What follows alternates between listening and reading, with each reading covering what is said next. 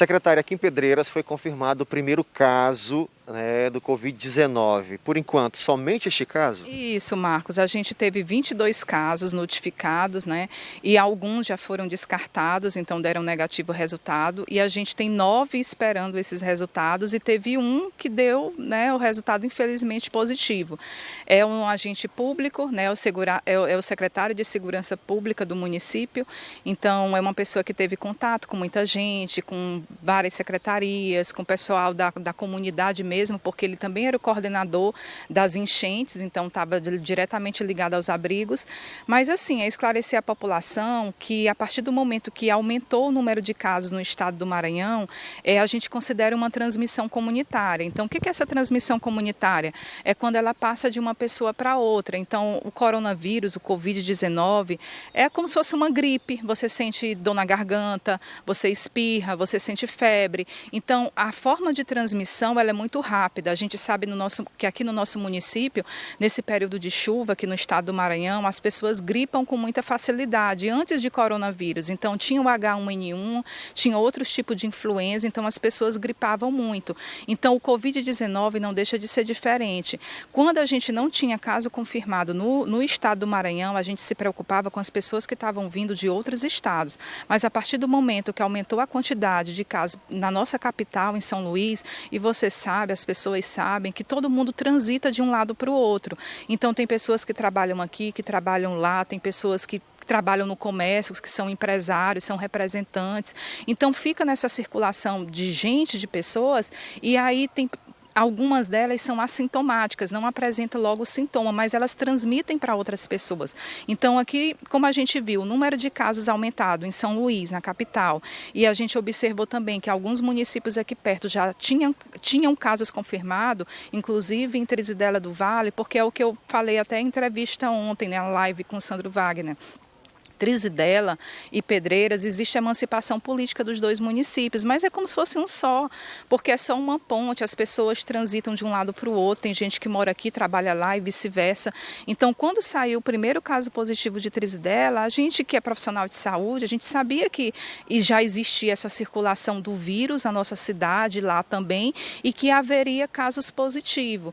Então, graças a Deus, Marcos Paulo, a gente não tem nenhum caso grave, a gente não teve assim nenhuma internação, que a pessoa tivesse com muita dificuldade respiratória, que pudesse ser regulada, que pudesse ser referenciada. Os casos que estão aparecendo são casos mais leves, mas assim, eu volto a reforçar que as pessoas têm que tomar muito cuidado com os idosos e com o grupo de risco também. Em relação ao secretário, ele teve vários contatos com várias pessoas. As pessoas que tiveram contato com ele, quais são os cuidados que essas pessoas estão tendo em relação a sendo acompanhado pela Secretaria de Saúde? É como eu volto a falar, ele pegou de alguém, né?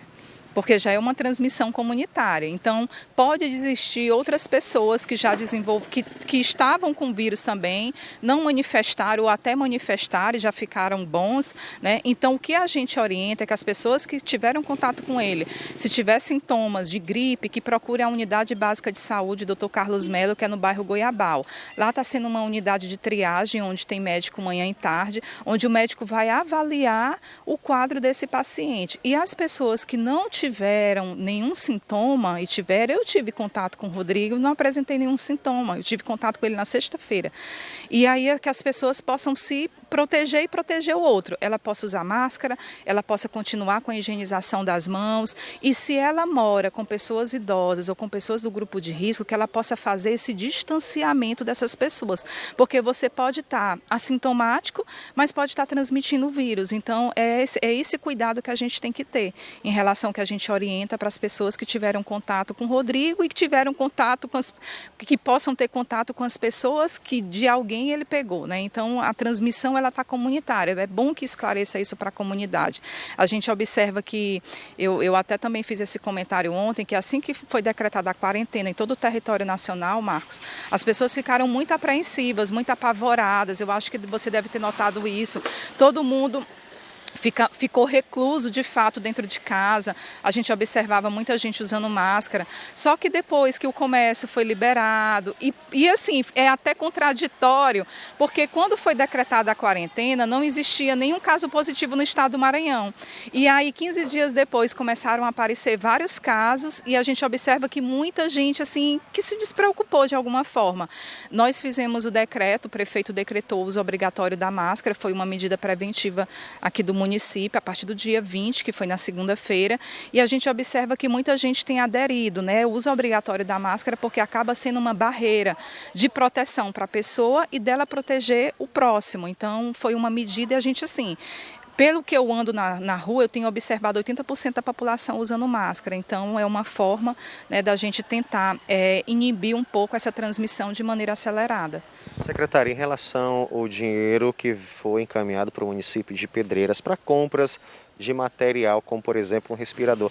E a gente tem visto muitas pessoas cobrando em relação a esse equipamento que já deveria estar funcionando aqui no município de Pedreiras. O que a senhora tem para nos repassar? Certo, então assim, o recurso, é só para explicar, o recurso é um recurso de 531 mil, que é o teto MAC, média alta complexidade. É o mesmo teto que a gente recebe todo mês para manter Hospital Geral, Centro de Reabilitação, Centro de Especialidade, CAPS 2 e AD e o laboratório. Então é um recurso que ele acaba sendo, o recurso MAC, é um recurso insuficiente para manter toda essa estrutura.